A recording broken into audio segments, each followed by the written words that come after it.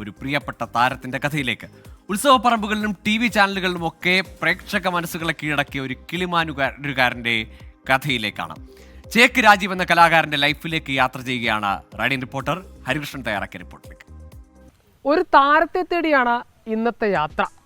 അനുകരണ കല എന്ന കലാരൂപത്തെ മനസ്സോടടക്കി പിടിച്ച ഒരു കൊച്ചു കലാകാരനെ, ഒരു കിളിമാനൂരുകാരനെ, അയാളുടെ ജീവിതത്തെ തേടിയുള്ള യാത്ര.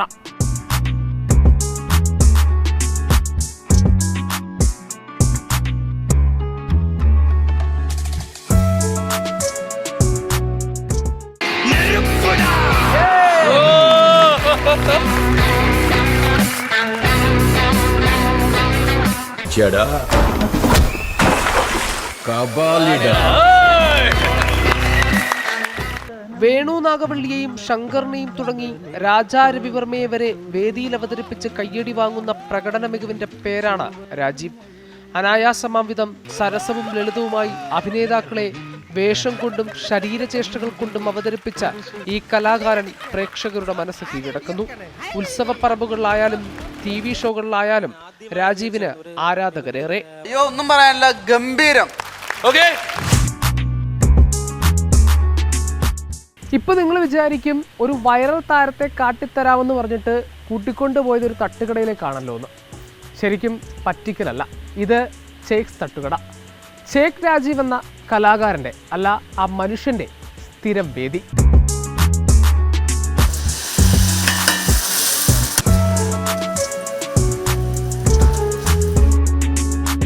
മീശമാധവനിലെ മാധവനെ വേദികളിൽ അവതരിപ്പിച്ചപ്പോൾ മിമിക്രി ആർട്ടിസ്റ്റ് രാജീവ് ചേക്ക് രാജീവായി. അനുകരണ കലയിലെ അസാമാന്യ പ്രതിഭയാണെങ്കിലും സീസൺ അല്ലാത്തപ്പോൾ കുടുംബം പോറ്റാൻ മറ്റു മാർഗങ്ങൾ തേടേണ്ടി വന്നു. പുതിയകാവ് ജംഗ്ഷനിലെ ഈ തട്ടുകട രാജീവിനും കുടുംബത്തിനും തുണയാകുന്നത് അങ്ങനെയാണ്. അപ്പോഴും മിമിക്രിയും സിനിമയും കൈവിടാൻ ഒരുക്കമല്ല. ആഗ്രഹങ്ങളുണ്ടല്ലോ, ചിലർ പറയും വിവാഹം കഴിച്ചു കഴിഞ്ഞാൽ നമുക്ക് സിനിമയിലോട്ടോ ഇതിലോട്ടോ പോകാൻ പറ്റത്തില്ല. വിവാഹം കഴിച്ചതിന് ശേഷം എത്ര പേര് സിനിമയിൽ വന്നിട്ടുണ്ട്. പക്ഷെ അല്ല, ഓരോരുത്തരുടെ പ്രാരാബ്ദങ്ങളാണ് സിനിമയിൽ അല്ല എന്ന് വെച്ചത് സിനിമയിൽ രക്ഷപ്പെടാമെന്നും പറയുന്നത്. പക്ഷേ അതിലോട്ട് എനിക്ക് എത്തിപ്പെടാൻ പറ്റിയിട്ടില്ല. ഏതെങ്കിലും ഡയറക്ടർമാരോ ആരെങ്കിലും കാണുമ്പോൾ പിന്നെ ഒരുപാട് ഷോർട്ട് ഫിലിംസൊക്കെ ചെയ്തിട്ടുണ്ട്. ജോലികൾ പലതു ചെയ്യുന്നുണ്ടെങ്കിലും മിമിക്രി തന്നെയാണ് മെയിൻ. സിനിമയാണ് സ്വപ്നം. അവസരങ്ങൾ പലതു കൈവന്നിട്ടും ആഗ്രഹം പോലെ ആ ലക്ഷ്യത്തിലെത്താൻ ഭാഗ്യം തുണച്ചില്ല. അപ്പോഴും ആരെയും പഴിക്കാനില്ല, ആരുടെ മുന്നിലും കൈനീട്ടാനുമില്ല. സങ്കല്പങ്ങളിൽ ജീവിക്കാതെ ഭ്രമിക്കാതെ കുടുംബത്തിനായി വിയർപ്പൊഴുക്കുന്നു. കൂടെ വന്നവർ രക്ഷപ്പെട്ടു എന്നൊക്കെ പലരും പറയും. നീ എന്താ രക്ഷപ്പെടാത്തതെന്ന് ചോദിച്ചു. അപ്പോൾ ഞാൻ പറയാം, എനിക്കൊരു സമയം വരും. ഒരു തമാശ രൂപേണ ഞാൻ പറഞ്ഞിട്ടുണ്ട്, തിലകൻ്റെ പ്രായത്തിലെങ്കിലും ഞാൻ ഏതെങ്കിലും സിനിമയിൽ വരുമെന്ന് പറഞ്ഞിട്ടുണ്ടായിരുന്നു. പിന്നെ അത് കേട്ട് ചില സ്ഥലങ്ങളിൽ വരെ ഞാൻ കല്യാണത്തിനും അതുപോലെ തന്നെ പല ഒത്തുചേരലിനൊന്നും എനിക്ക് പോകാൻ വലിയ മടിയായിരുന്നു. കാരണം ഇത്തരം കാര്യങ്ങളൊക്കെ എന്നോട് ചോദിക്കുന്നതുകൊണ്ട് എനിക്ക് ഒരുപാട് മടിയുണ്ടായിരുന്നു. സിനിമ തന്നെയാണ് ഏതൊരു മിമിക്രി ആർട്ടിസ്റ്റിൻ്റെയും ഒരു ആർട്ടിസ്റ്റിൻ്റെയും, നാടകക്കാരായിരുന്നാലും ആർട്ടിസ്റ്റിൻ്റെയും ലക്ഷ്യം എന്ന് പറയുന്നത്. പൊതിച്ചോറെന്നുള്ളൊരു സംഭവം ഞാൻ ചെയ്തു. അപ്പോൾ അത് സോഷ്യൽ മീഡിയയിൽ ഭയങ്കര വൈറലായി. കാരണം കുറേ ആൾക്കാർ അത് തെറ്റിദ്ധാരണ മുഖേന എന്നെ ഒരുപാട് ചീത്ത വിളിയും ഇതൊക്കെ ചെയ്തു. പക്ഷെ ഒരിക്കലും ആരെയും കളിയാക്കിക്കൊണ്ടൊന്നുമില്ല. എൻ്റെ ഉപജീവന മാർഗ്ഗമാണ് ഞാനും എൻ്റെ ഭാര്യയും എൻ്റെ അമ്മയും ചേർന്ന് നടത്തുന്നത്.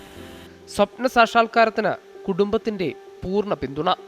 ചേട്ടൻ നമുക്ക് വേണ്ടിയാണ് എല്ലാം മാറ്റിവെച്ചത്. അതാണ് ചേട്ടൻ്റെ എയിം.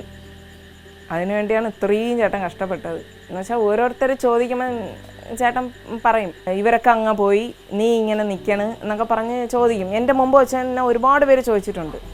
അപ്പോഴും ചേട്ടൻ ചിരിച്ചുകൊണ്ട് അങ്ങ് പറഞ്ഞാലും വീട്ടിൽ വരുമ്പം ആ ഉള്ള ഒരു മുഖഭാവവും നമുക്ക് മനസ്സിലാക്കാൻ പറ്റും. അത് പിന്നെ നമുക്ക് ഒരു വൈഫ് എന്നുള്ള നിലയിൽ നമുക്ക് ചേട്ടാ നമ്മൾ രക്ഷപ്പെടും.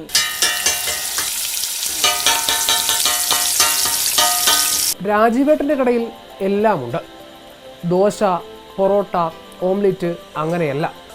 ഉച്ചയ്ക്ക് 100 രൂപയ്ക്ക് വാഴലിൽ ലഭിക്കുന്ന പൊതിച്ചോറാണ് ഹൈലൈറ്റ്. ഭക്ഷണം കഴിക്കാൻ വരുന്നവർക്ക് അല്പസ്വല്പം നുറുങ്ങ് തമാശകളും.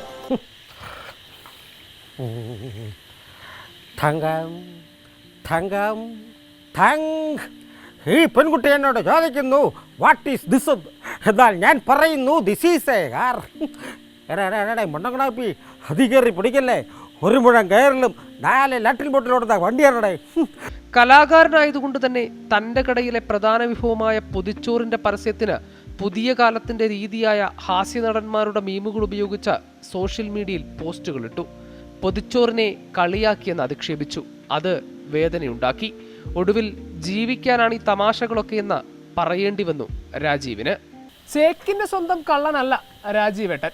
കിളിമാനൂരിന്റെ താരമാണ്, അഭിമാന താരകം.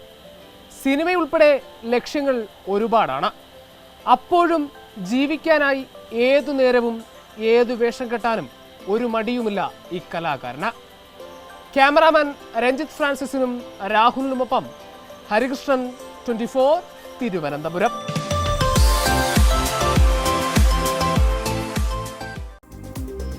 ഈശോദൻ മോഷ്ടിച്ച ഒന്നും ചേക്ക് വിട്ട് പുറത്തു പോയിട്ടിരുന്നാണല്ലോ ലാൽ ജോസ് എഴുതിയത്. എന്നാൽ ഈ നമ്മുടെ ചേക്ക് രാജീവിന്റെ കാര്യത്തിൽ അദ്ദേഹത്തിന്റെ കലയും കലാപ്രകടനങ്ങളും കടൽ കടന്ന് ലോകമാകെ അറിയട്ടെ. അദ്ദേഹത്തിന് സിനിമ എന്ന സ്വപ്നം സാധ്യമാകട്ടെ.